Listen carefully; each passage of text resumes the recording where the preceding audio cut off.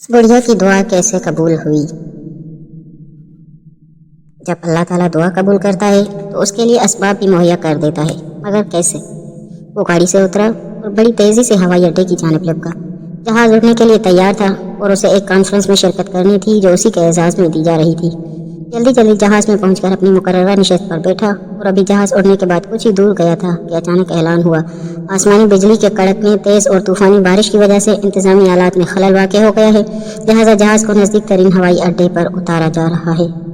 وہ جہاز سے اترتے ہی ہوائی اڈے کے عملے کے منتظم کے پاس پہنچا اور گویا ہوا، میں ایک جانا مانا عالمی متخصص ڈاکٹر ہوں، میرے لیے ایک ایک منٹ انسانوں کی جانوں کے برابر قیمت رکھتا ہے، اور آپ چاہتے ہیں کہ میں یہاں 14 گھنٹے ہاتھ پر ہاتھ رکھ کر بیٹھا رہوں؟ کارکنوں میں سے ایک بولا، جناب ڈاکٹر ذیشان صاحب، اگر آپ کو زیادہ جلدی ہے تو ایک گاڑی کرائے پر لے کر اپنی منزل مقصود تک پہنچ جائیے، یہاں سے گاڑی میں وہ مقام 3 گھنٹے سے زیادہ دور نہیں۔ اس نے ایک گاڑی کرائے پر لی اور اپنی منزل مقصود کی جانب روانہ ہو گیا، لیکن یہاں بھی قسمت کام نہ آئی۔ موسلادھار بارش اور جھکڑ آڑے آئی اور وہ سفر جاری نہ رکھ سکا۔ ابھی یہ راہ میں ٹامک ٹوئیاں مارتے پھر رہے تھے کہ احساس ہوا راستہ گم ہو گیا ہے۔ نا امیدی کے ساتھ آگے چل ہی رہے تھے کہ اچانک ایک چھوٹے سے گھر پر نظر پڑی۔ اس طوفان میں غنیمت جان کر نیچے اترا اور جا کر دروازہ بجا دیا۔ آواز آئی، جو کوئی بھی ہے اندر آ جاؤ، دروازہ کھلا ہے۔ اندر ایک بڑھیا زمین پر جائے نماز بچھائے بیٹھی تھی۔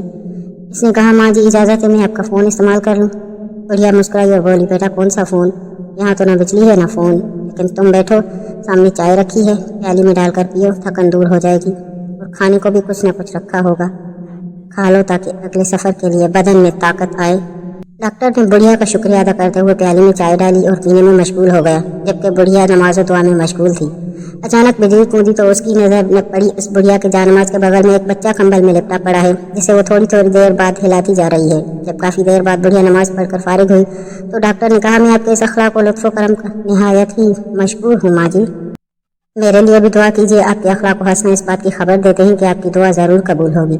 بڑھیا بولی، نہیں بیٹا ایسی کوئی بات نہیں، تم راہگیر ہو اور راہگیروں کے ساتھ حسن سلوک کا حکم اللہ نے دیا ہے، میں نے تمہارے لیے بھی دعا کی ہے، خدا کا شکر ہے کہ اس نے میری ہر دعا سنی ہے، بس ایک دعا کی قبولیت میں شاید ابھی کچھ دیر ہے۔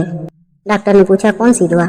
بڑھیا بولی، یہ جو بچہ تمہاری آنکھوں کے سامنے ادم ہوا پڑا ہے میرا پوتا ہے، نہ اس کی ماں زندہ رہی نہ باپ، اس بڑھاپے میں اس کی ذمہ داری مجھ پر ہے۔ ڈاکٹر کہتے ہیں اسے کوئی موذی مرض ہے جس کا وہ علاج نہیں کر سکتے، کہتے ہیں ایک ہی ڈاکٹر ہے، بڑا نامی گرامی نام بتایا تھا اس کا، ہاں ذیشان، وہ اس کا آپریشن کر سکتا ہے، لیکن میں بڑھیا کہاں اس تک پہنچ سکتی ہوں بیٹا، لے کر جاؤں گی تو پتہ نہیں قبول کرے یا نہ کرے، میری تو خیر ہے، یہ بیچارہ بچہ خوار ہو جائے گا، بس اللہ سے ہی امید ہے کہ وہ میری مشکل آسان کر دے۔